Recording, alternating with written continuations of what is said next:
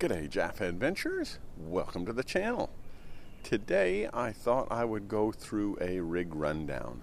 Now before you go running for the hills and shutting your computers off and saying, oh shit, not another rig rundown, just hear me out for a second because I feel your pain. There's a lot of rig rundowns that I've watched on YouTube that are very lengthy and you get through about 10 minutes of them max and you're nodding off. So what I'll try and do is I'll break this down into sort of three segments: interior, an exterior, and an engine chassis. And I'll break them up into three distinct videos and we'll run those for maybe 10 minutes maximum. So you can tune into the ones that you want to see and you can bail out with relative ease.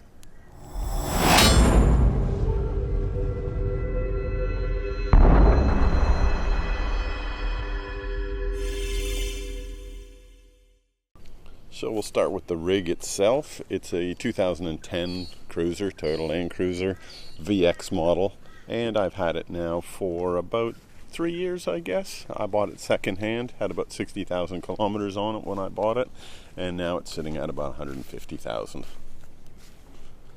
Doesn't really get used for much on-road work at all. I've got a car that I use for that, so it basically sits in the shed until we're heading out on a trip, and then we dust her off and get out onto the tracks. So if we start out the front of the car, we've got a GME 6.6 dB gain aerial, and it's got this little RFI unit on it, which is awesome because you can lay the aerial down completely flat, and then of course you can bring it up into the erect position. And it's got a little locking pin that just locks it in place. So that is very handy, especially if you're going through some, reasonably dense scrub and things like that tend to take your aerial out. I typically lay it down. The bar work is an ARB bar. It's a color-coded bar. There isn't anything that's too, unstock from that, except I have replaced these driving lights here. The ARB lights had an incandescent bulb in them, and they were terrible. It was like using candle power. So I just bought these lights off of eBay. They were reasonably cheap, under $100, and they just bolted straight in. Now, while we're on the subject of eBay, you can have a look at the spotties, the driving lights that I've got here, and they are also an eBay special. These things are, in terms of design, identical to the ARB intensity lights. The bracket's identical, the lights look identical. Even this little bloody logo here is almost identical to the ARB. If you have a look at it there, compared to that one there, you can barely tell any difference. Now, I can't compare these to the ARB intensities because I've never had them, but what I can say is that I don't do a whole lot of driving at night. In fact, I try to avoid it at all costs. So for me, a cheap set of these lights works just fine, and these things will punch through as far as I need them, no problem whatsoever. While we're still up front, I've got a winch mounted. It's a Schmitty-built X2O 10,000 pound winch. Used it in anger a few times. It's never let me down, so I'm pretty happy with that. You can't really see it there, but it's got some plasma rope. And underneath are the ARB bash plates that come with the bar and the ARB rated recovery points. In terms of the headlights, I've replaced the incandescent bulbs with HIDs that were just a simple straight bolt in or swap in, so no dramas whatsoever there. And in these little parking lights here, I've just put a couple of small LED bulbs. Again, I don't do a lot of driving at night, so it doesn't really worry me that much. While we're on the front of the car, I've got a bonnet protector on here. It's one of these smoked colored ones. You can buy those off of Fleabay as well. I don't think you can get the smoked ones through the factory. Of course, I've got the 79 bonnet scoop mounted onto the bonnet, and I've done an entire video series on that. So if you're interested in how that was put on, I'll put a link down into the description and you can have a look at that. Running down the side of the vehicle, I've got the ARB scrub bars and ARB Sidesteps. Again, they're color-coded. What I have done, and the camera probably doesn't pick it up, is I've got some clear coat on these bars. And that's just to prevent scratching as much as I can, obviously. Down the sides here, they're pretty much toast. I'm going to have to pull them off and give them a respray. Lots of bush pinstripes and all sorts of stuff happening down there. On the driver's side guard, I've got a safari snorkel. I prefer the look of the safaris over the sort of stovepipe, 4-inch stovepipe ones that you see around. But hey, it's horses for courses, and to each their own.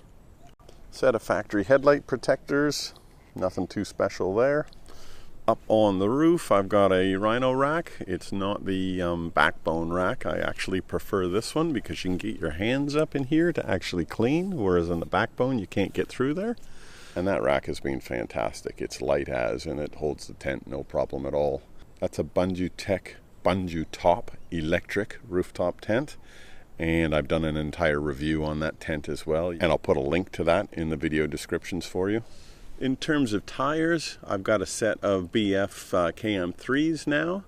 I used to run Cooper STTs. In fact, I ran Coupes for about 25 years, and this is the first time that I've had the BFs. In terms of comparisons between the BFs and the Coupes, I did a few sidewalls on the Coupes on some rough trails, and that was the reason that I eventually swapped out for the BFs. Now, I had these fitted at the beginning of the zombie apocalypse, so I can't actually tell you how they run off-road all that well. I've only had one off-road trip on them. But what I can say is the BF KM3s are a lot noisier than the Cooper STTs on the road, which I thought was interesting. The tires are 285 70/17s, and they're mounted on the ROH Razor rims. For paint protection on the side of the vehicle, I run the Rhinohide. And obviously Rhinohide sticks with magnets onto the panels itself. So these plastic panels here, I've actually got a little bit of clear coat over top of those, again just to prevent the scratching. On the back of the car, I'm running the Kmart rear bar with the twin jerry can holders on one side and a spare wheel tire on the other side. Great bar, can't fault it. It's been on some major bumpy trails, and the bearings have always kept completely solid. There's no play in them. The latches work brilliantly. Just an awesome bit of kit. Expensive, but yes, awesome bit of kit. This spare wheel cover sitting on the carrier here, I do have to rate a mention of that one. Don't know anything about this company. I don't have any affiliations with them or anything like that, but sparewheelcovers.com.au, they did a fantastic job in putting that cover together. Fits beautifully. The quality of the material is sensational, nice and heavy duty. Highly recommend them. And of course, another bit of essential kit, a Jaffa Adventure sticker. Gotta have one of them. And that is pretty much it. That's the externals of the vehicle. Anybody has any questions specifically on the externals, just drop me a comment and I'm more than happy to answer any that you might have. And we'll catch you at the next video when we'll do the interior. Have a great day, everybody. Keep the shiny side up. See you next time.